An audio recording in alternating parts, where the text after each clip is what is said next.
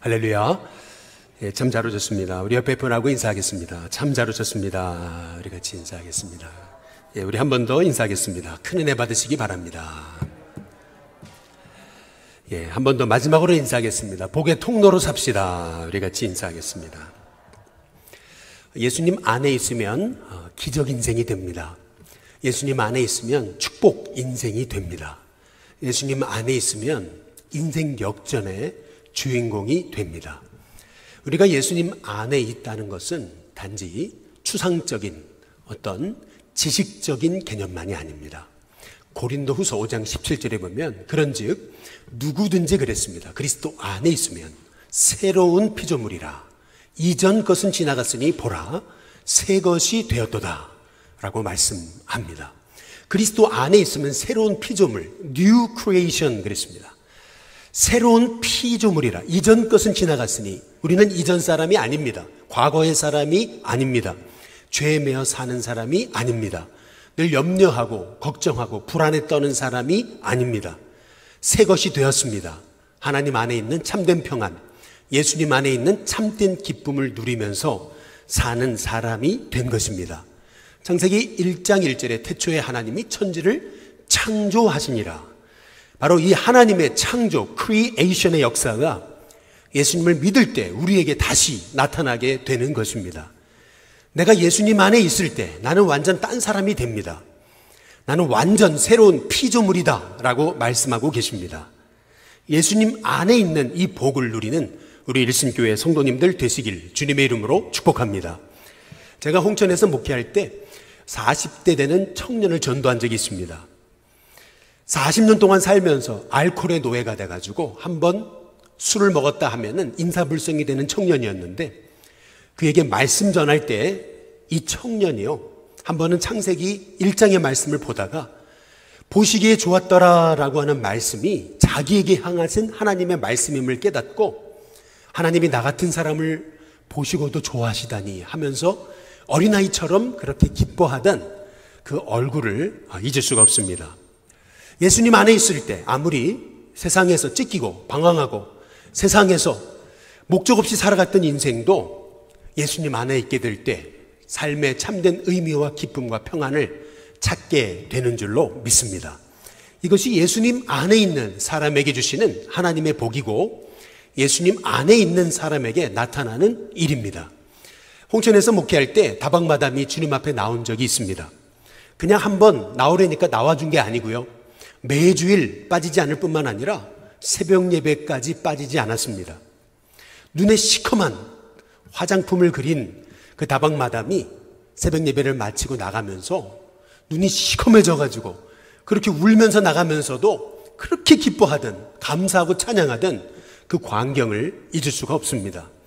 매주 월요일마다 아침 8시가 되면 자기 다방에 와서 예배 드려달라 그래서 찾아가서 예배 드리고 그분이 손수 이렇게 타주는 쌍화차 프림을 3번 넣고요. 그리고 거기다가 계란 노른자를 띄워요. 그러면 얼마나 맛있는지 모릅니다. 제가 그걸 좋아하니까 매번 갈 때마다 줘가지고 제가 이렇게 살이 찐 것 같습니다. 근데 어쨌든 이분이 예수님 믿더니 다방마담이 예수님 앞에 돌아오니까요. 신기하잖아요. 그리고 그 다방마담에서 찬송이 울려 퍼지니까요. 동네 아저씨들 다 모이는 그 다방이요. 복음의 거점지가 됐습니다. 어떤 사람도 과거에 어떤 인생의 어두운 그림자가 있던 사람도 예수님 안에 오면은 그 인생이 딴 사람이 됩니다.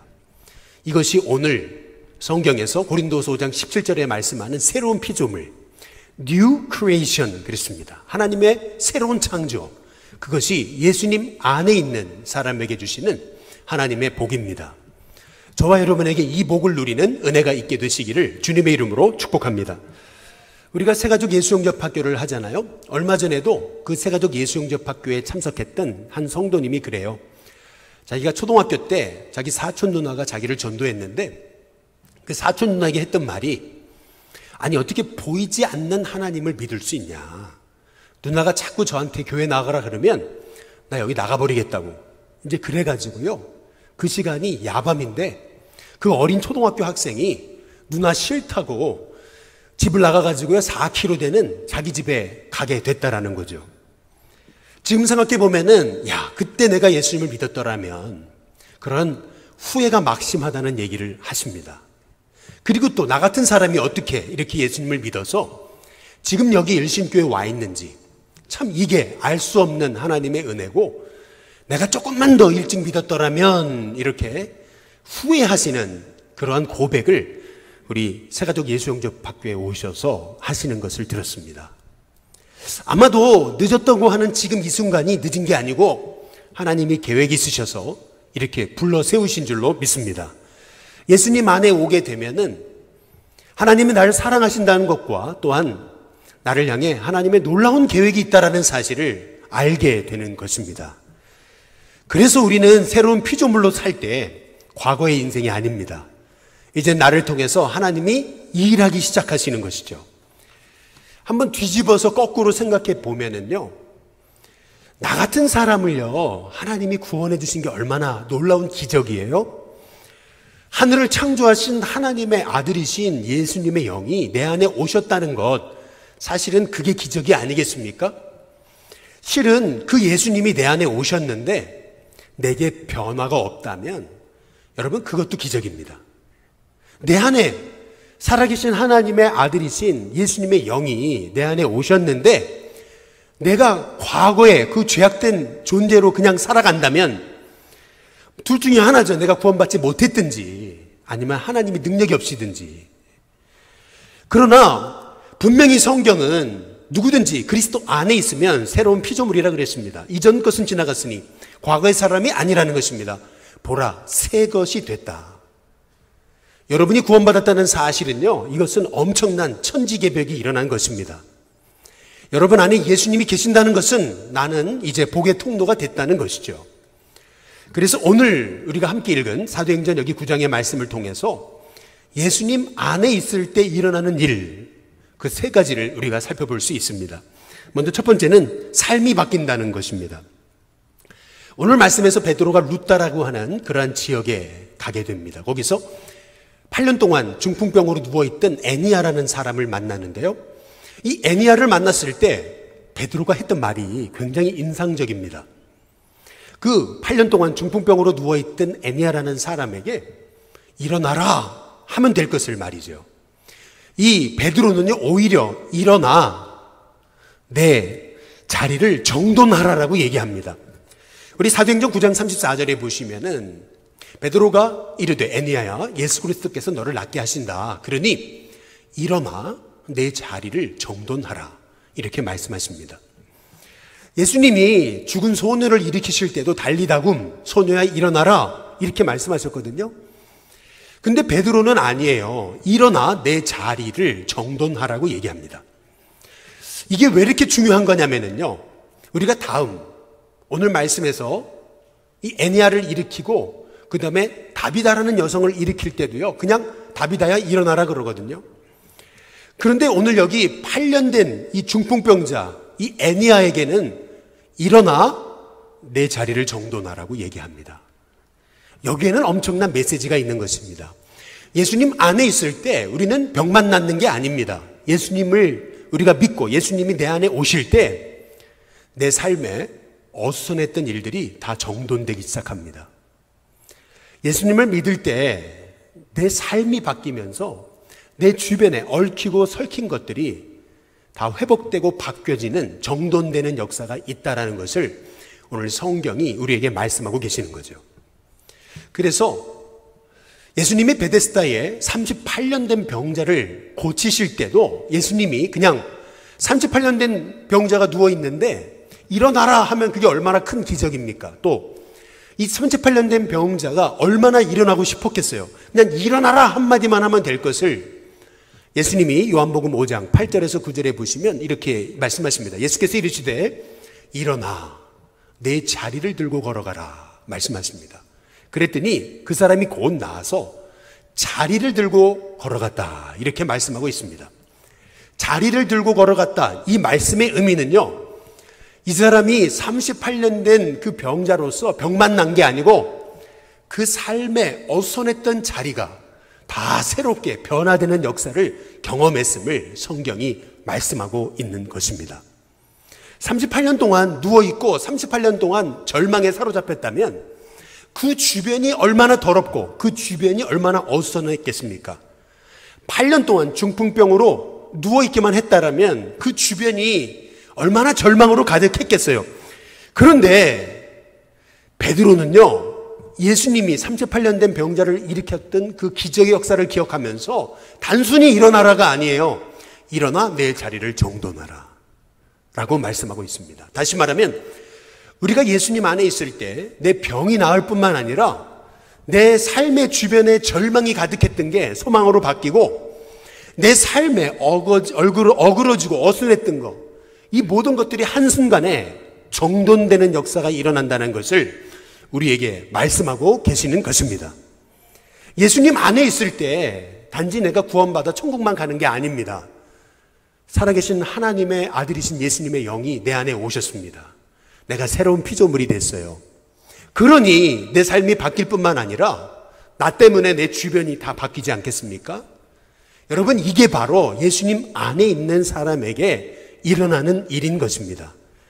저는 우리 인생교회 성도님들의 삶이 예수님을 믿음으로 여러분 안에 구원의 축복이 임하고 여러분이 변화됨을 통해서 여러분 삶에 어그러지고 거스렸던 또 어수선하고 또 절망으로 가득했던 모든 그 삶의 자리가 정돈되는 은혜가 있게 되시기를 주님의 이름으로 축복합니다. 탈북 여성 1호 목사라고 불리는 김영실이라고 하는 목사님이 계십니다. 이분의 간증을 들어보니까요, 이분이 북한에서 부모님이 소위 부유한 당 간부이셨기 때문에 얼마나 잘 살았던지 10대 벌써 20대부터요 자기가 최고인 줄 알고요 다른 사람 우습게 보고 교만하고요 벌써 그때부터요 술, 담배는 기본이고 마약까지 했더라는 겁니다. 북한도 이렇게 당 간부들의 자녀들이 마약을 하나 봅니다. 12살 때 꿈을 꿨는데 이상하게 그 꿈 꾼 다음부터 사람의 과거가 보여지기 시작하면서 정식으로 무당 활동한 건 아니지만 무당처럼 살았다라고 하는 얘기입니다. 그러나 단을 씨는 섬겼지만 그럼에도 마음의 평안이라는 건 없고 20대 때 목매어 죽으려고 했는데도 죽을 수 없었던 인생이 자신이었다는 것입니다. 예수님 밖에 있을 때 아무리 평안을 찾았지만 평안을 찾을 수 없었는데 더 정확히 말하면 북한에는 평강이라는 단어가 없답니다. 실제로 우리 얘기 들어보니까 이런 얘기를 해요. 옛날에 고난의 행군 때 북한에서 실제로 사람 잡아먹었답니다. 이게 사실이래요. 제가 직접 물어봤습니다. 그 정도로요 북한이라고 하는 땅에 평안이라고 하는 그런 단어조차 없는데 예수님을 알고 예수를 믿고 나니까요 세상이 줄 수 없는 평안이 임하더라는 거죠. 탈북하려고 여러 번 붙잡혀가지고 되돌아와가지고 결국 총살령까지 당하는 죽임의 위기까지 갔는데도 하나님 평안을 주시는데 기적처럼 거기서 빠져나오게 하셔가지고 탈북해가지고 한국에 와서 이제 개척교회를 시작하는 목회자가 됐더라라는 얘기입니다. 우리가 예수님을 믿을 때 내 안에 살아계신 하나님의 영, 그리스도의 영이 내 안에 임하십니다. 나는 과거의 사람이 아니에요. 그 하나님의 은혜에 붙잡힌, 하나님의 영에 붙잡힌 사람입니다. 새로운 피조물, 새 것이 되었습니다. 내 안에 예수님의 영이 오셨는데 내가 어떻게 과거에 그 죄악된 존재로 살 수 있겠습니까? 따라서 내 안에 삶의 변화가 일어나고 내가 그 살아계신 하나님의 아들이신 예수님의 영에 내가 순종하며 살아갈 때 오직 믿음, 오직 예수, 오직 하나님께 의탁한 삶을 살아갈 때에 저와 여러분의 삶에 그 주변이 정돈되어지고 바뀌어지고 어수선했던 삶의 자리가 새롭게 되는 은혜와 역사가 있게 됨을 믿으시기를 주님의 이름으로 축복합니다. 이런 은혜가 우리 일신교회 성도님들에게 있게 되기를 주님의 이름으로 축복합니다. 두 번째로 예수님 안에 있을 때 우리는 귀한 자가 더 귀한 자로 살게 하시는 은혜를 경험하게 됩니다. 루다에서 베드로가 8년 된 중풍병자를 일으켰다는 소문이 나니까 욥바에서 다비다 도루가라는 여성이 얼마 전 죽었는데 이 여성 좀 살려달라고 사람들이 베드로를 청해서 베드로가 욥바에 오게 된 사건이 오늘 말씀에 있는 사건입니다. 근데 요바에 이르렀을 때 많은 사람들이 이 다비다, 도르가라고 하는 이 여성에 대해서 뜻밖의 말을 하는 것입니다. 성경에 이렇게 기록하고 있습니다. 사도행전 9장에 36절에 보니까 다비다라 하는 여제자, 도르가라고도 불리는 여자인데 선행과 구제하는 일이 심히 많더니라고 얘기합니다. 선행과 구제하는 일이 그냥 많은 정도가 아니고 아주 심히 많더니라고 말하고 있습니다. 얼마나 귀하게 산 인생임을 성경이 증언하고 있는 것이죠. 아니나 다를까 베드로가 이 도르가한테 가니까 이 도르가의 죽음을 안타까워했던 그 수많은 과부들이 자기의 이 겉옷, 속옷까지 들춰내면서 이게 바로 도르가가 우리에게 지어준 옷입니다 라고 하는 걸 볼 수 있어요. 사도행전 9장 39절에 보니까 모든 과부가 베드로 곁에 서서 울며 그랬습니다. 안타까워하면서 이 도르가의 죽음을 보고. 근데 이 도르가가 그들과 함께 있을 때 손수 지은 속옷과 겉옷을 다 이렇게 내보이거늘라고 얘기하거든요. 아니 느닷없이 베드로가 도르가의 그 시신 옆에 있을 때 많은 과부들이 울면서 자기 겉옷, 심지어는 속옷까지 이렇게 들춰 보이면서 이게 바로 도르가가 우리에게 손수 지어준 옷입니다 라고 얘기하면서 안타까워하는 것을 볼 수가 있습니다. 오늘 말씀을 통해서 우리가 알 수 있는 사실 한 가지는 뭐냐면은 이 도르가, 다비다라고 하는 이 여성은요, 뭐 있어가지고 돈 많으니까 사람을 섬겼던 사람이 아닌 것을 알 수가 있어요. 돈 많으면 그냥 어디 가서 사가지고 그냥 사람들한테 막 뿌리고 나눠줄지 모르죠. 그러나 이 도르가는요, 자기가 손수 옷을 짜가지고 속옷도 짜고 겉옷도 짜고 그래가지고 그 어려운 과부들에게 남몰래 그들에게 옷을 선물로 주면서 이거 입고서 추위를 이기라고, 이거 입고서 위로받으라고 하면서 그가 손수 지은 옷을 가지고 많은 머리둘 곳 없는 과부들을 섬기는 여성이 이 도르가였던 것을 알 수가 있죠. 오늘 말씀을 통해서 이 도르가라는 여성은 얼마나 귀히 산 여성인가라고 하는 것을 알 수가 있습니다.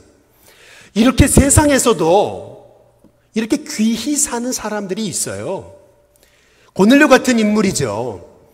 고넬료는 예수님을 몰랐습니다.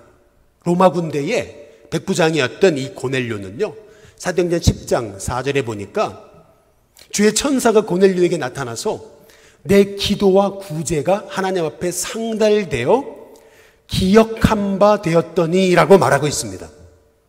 하나님이 기억하실 정도로 고넬료는요, 예수님 모르고 산 사람이지만 참 귀한 인생으로 살았던 이탈리아 로마의 군대 장관이었던 것을 볼 수가 있는 것이죠. 우리 주변에도 이렇게 예수님 모르는데도 참 선하게 사는 사람이 많습니다. 그런데 예수님 없이 선하게 살았던 사람은요, 예수님 앞에 돌아오면은요, 그가 얼마나 더 귀한 존재가 되는지를 몰라요. 그게 도르가였고, 그게 고넬료였고, 그리고 그게 사도 바울과 같은 인생이었던 거죠. 그래서 저는 우리 일신교회 성도들이 여러분 주변에 예수님 모르는데도 참 선하게 사는 사람들, 이 다비다와 같은, 이 고넬료와 같은 사람을 전도하는 그러한 전도자로 살아가시기를 주님의 이름으로 축복합니다. 두 광인이라고 하는 책이 있어요. 한 사람의 광인은 고 박태준 포스코 전 회장이었던 이 박태준 회장이고요. 또 한 사람의 광인은 사랑의 교회 옥하는 목사님 얘기입니다. 여기 보면은 한 광인, 이 박태준 회장의 그 예수님을 믿게 된 회심 이야기가 나오게 되거든요. 이 박태준 회장이 정치에 입문했다가 이 정치라는 곳이 얼마나 겉모술수가 강합니까? 거기에서 오해받고 거기에서 그 정치적 이해관계에 휘말려가지고 결국 외국을 전전하면서 한국도 들어오지 못하고 일본에 칩거 생활을 하게 될 때 한 지인인데 얼굴이 기억날까 말까 한 어떤 사람이 자기에게 연락이 와가지고 한번 찾아오겠다고 그러면서 찾아왔는데 이 사람이 말이에요, 다짜고짜 와서 하는 말이 내가 당신에게 온 이유, 그것은 예수님 전하러 왔다고, 구원받으시라고 다짜고짜로 그러더라는 거죠. 아니 뭐 이런 사람이 다 있나? 내가 지금 이렇게 힘들고 죽겠는데 뭐 예수가 밥 먹여주냐? 뭐 그런 생각을 가지고 있었는데 이 사람은 그렇게 한 번 오고 말지 않더라는 거예요. 계속 반복해서 지속적으로 찾아오고 올 때마다 그렇게 뜨겁게 자기를 위해 기도해 주더라는 거죠. 어느 날 이 사람이 남기고 갔던 이 성경책 한 권, 집에 있던 성경책 한 권을 읽기 시작하다가 이 박대진 회장이 예수님 앞에 돌아오게 됩니다. 그리고 나서 시사월간 윈이라고 하는 그 잡지에 1996년 4월호에 이 박대진 회장이 자기의 심경의 변화, 민족을 위한 그러한 한 사람의 기고라고 하는 그러한 글을 이제 그곳에 이제 기고하게 된 내용이 그 책에 실려 있습니다. 그냥 뭐 다 읽어드릴 수는 없으니까 중요한 몇 가지 그 내용을 그냥 그대로 읽어드리면은 이렇습니다. 무엇보다 저는 기독교를 신앙하게 된 후 저 자신의 번화에 관해 얘기하지 않을 수 없습니다. 이를 당하고 난 후 순간순간 치밀어 오르는 인간적인 분노와 가까웠던 사람들의 배신 때문에 아물 길 없었던 정신적 상처로 신음하고 있는 상황에서 저를 건져준 것은 신앙이었으며 그 신앙을 통해 커다란 깨달음과 마음의 평화를 얻을 수 있었습니다. 이때부터 저에게 고통을 안겨주었던 모든 사람에 대해서 조금씩 맺힌 마음을 풀 수 있었고 분노와 좌절감으로부터 서서히 자유로워질 수 있었습니다. 다시 말해 예수님 안에 있게 되면서 그렇게 소위 굳게 닫혔던 마음의 빗장이 풀려지는 은혜를 경험하면서 자기도 모르게 용서할 수 없던 사람이 용서가 되어지고 좌절했던 마음이 다시금 일어나 이렇게 세워지는 은혜가 있게 됐다고 고백하는 것입니다. 근데 거기 보면은 예수님을 알고 나니까 이 기쁨이 얼마나 큰지 그래서 자기 아내에게 이제 전도하는 내용이 나오거든요. 그대로 읽어드리면 이렇습니다. 기독교인이 될 것을 작정하고 집사람에게도 이 길을 함께 가줄 것을 소망하자 아내는 좌절과 분노 속에서 갈피를 잡지 못하던 제가 정신적 안정을 얻게 된 것을 한편으로는 기뻐하면서도 다른 한편으로는 평생의 종교였던 불교를 떠나야 하는 아픔에 괴로워하기도 했습니다. 그 아내가 그렇게 독실한 불교 신자였는데 남편이 변화되는 것을 보면서 그 남편과 함께 그리스도의 길을 가겠다고 결심하게 되는 그 장면에 대한 고백입니다. 뿐만 아니라 예수님 앞에 돌아오고 나서 자녀들과의 관계도 달라지기 시작했다는 얘기예요. 거기 그런 얘기 나옵니다. 그대로 읽어드리면 아버지가 있으면서도 마치 없는 것 같은 생활을 해온 아이들에게 죄스러운 마음이 있었는데 그 또한 갚을 시간이 허락되어 감사하였습니다.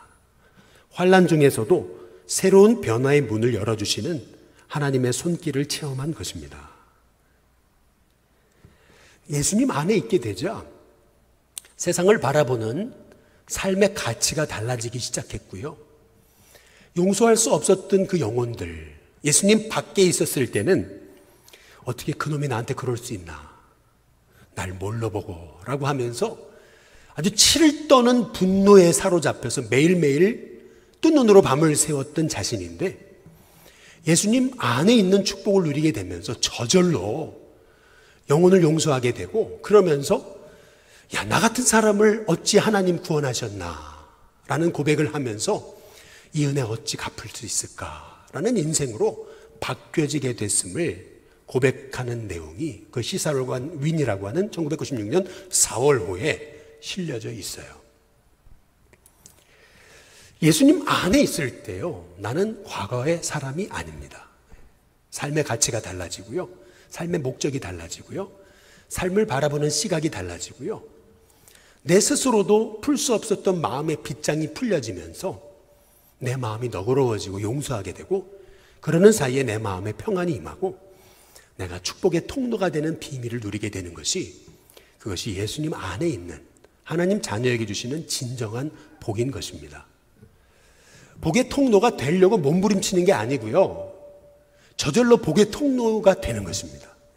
예수님 안에 있게 되면서 그 안에 있는 복을 누리게 되면 나도 모르게 내 삶의 모든 삶의 자리가 기쁨으로 충만하게 되고 내 주변의 삶이 나를 바라보면서 딴 사람 같다고, 옛날 그 사람 맞냐고 하는 그런 변화가 일어나게 된다라고 하는 사실인 거죠.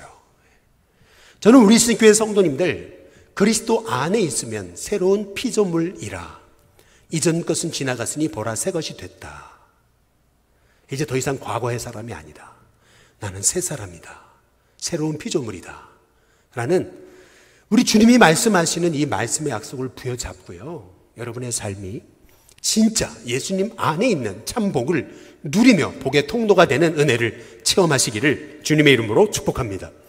마지막 세 번째로, 예수님 안에 있을 때 우리는요, 사람을 품기 시작하는데 어느 정도 품게 되냐면요, 절대 품을 수 없을 것 같았던 그런 사람조차도 품고 그를 복의 사람으로 바꾸는, 진짜 복의 사람으로 바뀌어지는 은혜가 우리에게 주어지게 되는 것입니다. 베드로가 요바에서 죽은 자를 살렸습니다. 도르가를 살렸어요. 루다에서는 8년 동안 중풍병으로 누워있던 사람을 일으켰습니다. 벌써 이 애니야 그리고 이 도르가가요, 사람들한테 나를 살린 예수님에 대해서 증거하면서 바로 그 통로 역할을 했던 베드로에 대해서 얼마나 자랑하며 다녔겠습니까? 당연히 요바에서는요, 베드로가 유명인사가 됐겠죠. 그러니 너도 나도 베드로에게 우리 집에 와서 좀 생활해 달라, 좀 만나고 싶다, 우리에게 좀 찾아와 달라 하지 않겠습니까? 이 정도 유명인사 됐더라면요, 얼마나 우리 집에 와달라고 했던 사람이 많았겠습니까? 그런데 뜻밖에도 베드로는요, 오늘 말씀 사도행전 9장 43절에 보니까 이렇게 얘기합니다. 베드로가 요바, 바로 그 다비다를 살린 그 요바에 여러 날 있어서 시몬이라 하는 무두장이의 집에서 머물렀다. 이제 이렇게 성경이 말씀하고 있습니다. 지금껏 여러분이 사도행전을 1장부터 9장까지 보셨지만은 누가 어디 집에 잤다, 이 얘기가 나오는 적이 있습니까? 없습니다. 근데 성경은 베드로가 무두장이 시몬의 집에서 잤다, 이 얘기를 한 절이지만 강조하고 있습니다. 이렇게 베드로가 시몬이라는 무두장이의 집에서 잔 것에 대해서 강조하고 있는 이유가 있습니다. 그 이유는 뭐냐면 이 시몬이라는 자, 무두장이라고 하는 사람이 어떤 사람인지 우리는 알아야 됩니다. 무두장이란, 다시 말해서 산 짐승을 죽여가지고요, 가죽을 벗겨가지고 가죽을 만들던 사람이 무두장이입니다. 우리가 구약성경을 통해 살펴보셨듯이 죽은 짐승을 손을 대는 것은요, 부정한 것입니다. 특히 정통파 유대인들은요, 벌써 이렇게 무두장이 같은 사람은요, 얼씬 자기 근처에, 삶의 자리에 얼씬도 못하게 했던 것이 정통파 그리스도인, 정통파 유대인, 정통파 유대 사람들의 삶의 모습이었습니다. 그래서 이 무두장이는요, 도시 한복판에 살 수 없고요, 저 도시 변두리에, 사람 살지 않는 곳에, 외딴 곳에 살았던 사람이 무두장입니다. 우리식으로 말하면 옛날에 백정과 같은 인물이죠. 최하층 천민입니다. 사람들이요, 그 사람과 어울린다는 것은 나도 부정하게 되고 나도 천한 사람이 된다 여겨지던 그 시절에 베드로가 그렇게 자기를 찾는 사람이 많았을 텐데도 무두장이의 집에서 여러 날 잤다, 생활했다, 머물렀다라는 얘기는 베드로가요, 예수님의 제자로서 인간의 편견을 뛰어넘고요, 그 무두장이 같은 시몬과 같은 사람도 용납하고 그도 하나님의 사람으로 세워갔음을 성경이 말씀하고 있는 것입니다. 사람은요, 유유상종, 사람은요, 다 끼리끼리 모이는 게 사람입니다. 사람이요, 자기 수준을 벗어나가지고 저 수준 밑에 또 저 수준 높은 사람하고 어울린다는 게 쉽지 않습니다. 늘 자기 수준이 있습니다. 늘 자기 삶의 바운더리가 있고요, 그리고 수준을 넘거나 수준을 내려간다는 게 쉽지 않은 일입니다. 더구나 베드로는 지금 사람을 죽은 사람을 살렸습니다. 8년 된 중풍병자를 일으켰습니다. 이 정도 됐으면 베드로가 얼마나 위대한 사람이 됐겠습니까? 그러나 그럼에도 불구하고 베드로는요, 그 무두장이 시몬의 집에서 여러 날 머무르면서 그에게 진짜 그리스도인의 삶이 무엇인지 보여주고 있는 것을 볼 수가 있습니다. 그리스도인이 들어가는 자리는요, 세상 사람이 천하다고 손가락질하던 사람들도요, 우리 예수님의 사람들이 들어가는 자리에 그가 변화되고 새로워지는 은혜가 있게 되는 것입니다. 사실 알고 보면은 베드로도 냄새나는 그 물고기 만지던 사람 아닙니까? 베드로도 천한 어부였잖아요. 그런데 예수님 믿고 변화돼서 이렇게 하나님 높여주셨잖아요. 그렇다면 왜 무두장이 같은 그 시몬과 못 어울립니까?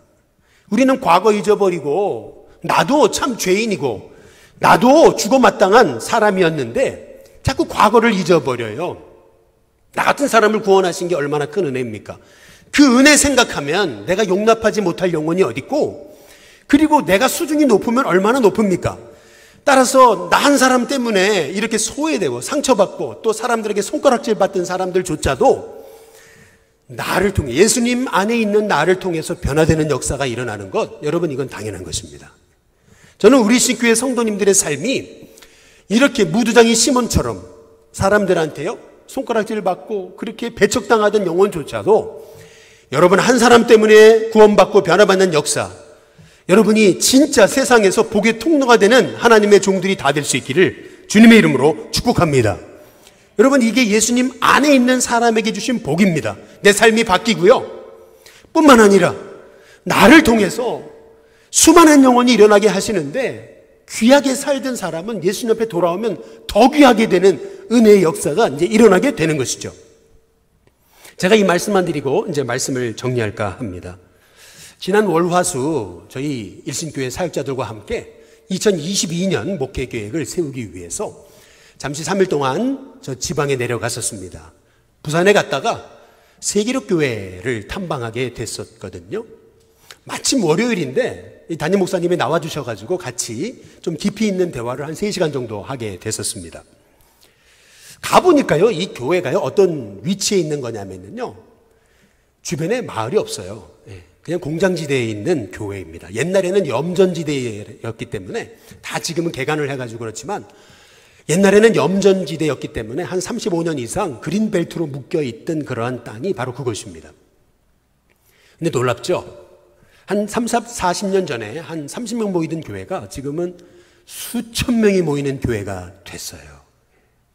너무 궁금하잖아요. 어떻게 이러한 열악한 환경에서 어떻게 이렇게 교회가 성장할 수 있었을까? 이게 목회자로서는 너무 알고 싶은 그러한 대목이 아니겠어요. 이런저런 얘기를 하다가 개인적인 자리에서 목사님이 그러셔요. 자기가 쓴 책 한 권이 있는데 그거 한번 읽어보라는 거예요. 그러면서 귀띔을 해주시기를 그런 말을 하세요. 그 책 한 권 써가지고 20억을 벌었대요. 근데 그 20억 물론 자기를 위해 쓰는 건 아니고요, 동네 그 부산 지역의 사람들 개안수술 무료로 다 해준다는 거예요. 얼마나 놀랍습니까? 그래서 그 책을 사가지고 이제 우리 사역자들 다 지금 읽어보라고 나눠준 상황이거든요. 근데 그 교회가 이제 부흥했던 원인, 그것을 주보를 보니까 알겠더라고요. 딱 주보를 보니까. 주보를 펼쳐서 보는데요, 한번 보여주시면은 거기 올해 2021년도에 지금 새 가족이 162명, 167명, 160 몇 명 왔는데 보니까 올해만 새 가족이 세례받은 사람이 137명인데 보니까 이 목사님, 담임 목사님이 전도한 사람이 올해만 42명인 거예요. 올해 목사님이 전도한 사람이. 그래서 물었어요. 아니 목사님 이렇게 많이 전도를 어떻게 하셨냐고 이제 이렇게 물었더니 하시는 말씀이 그거예요. 올해는 코로나 때문에 전도 많이 못한 거고 예년 매년 한 300~400명씩 전도한다고. 올해는 가장 못한 거라고 이제 이렇게 얘기를 하셔요.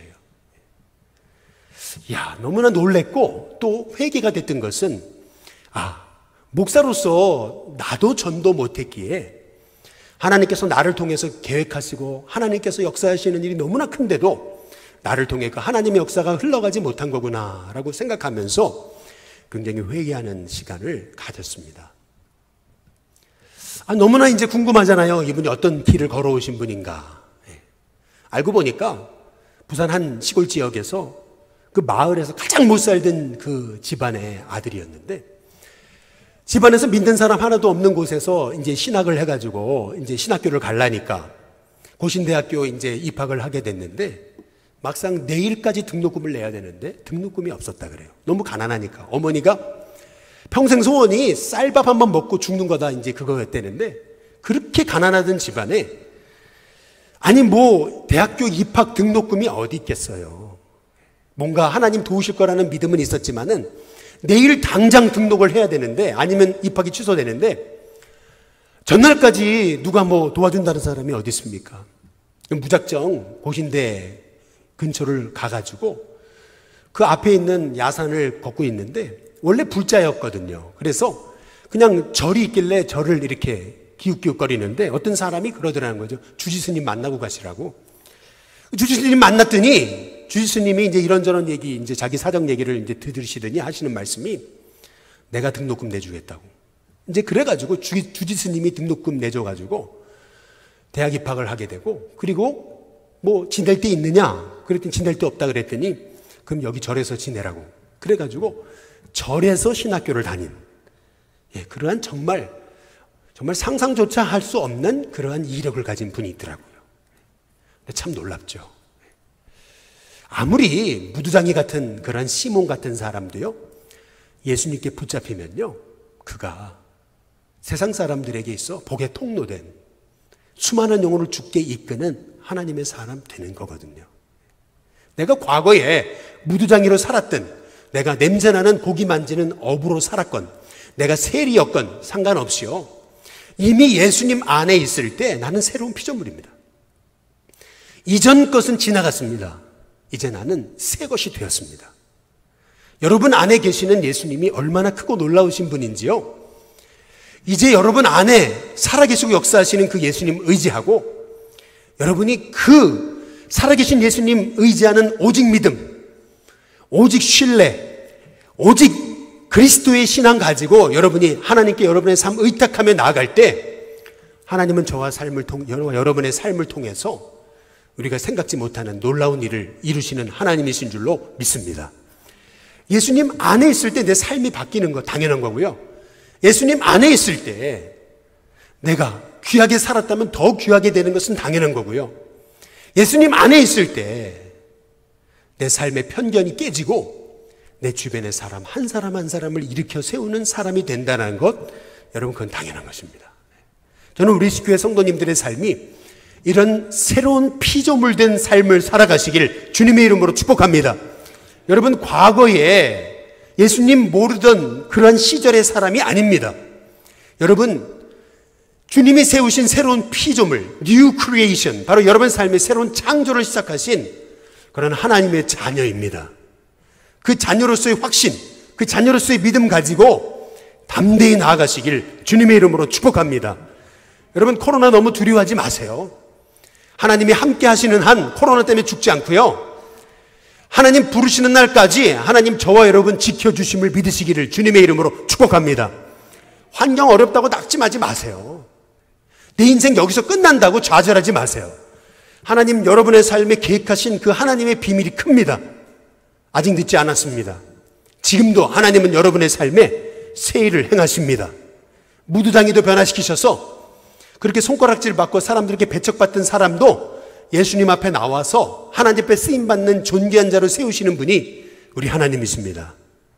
8년 된 중풍병자도 일으키시고, 죽었다가 결국 사람들에게 다락방에 눕혀져 있던 다비다로 살리신 하나님께서 저와 여러분의 삶에 새로운 피조물된 새로운 역사를 이루실 것을 믿으면서 믿음으로 승리하는 우리 일신교회 성도님들 다 되시기를 주님의 이름으로 축복합니다.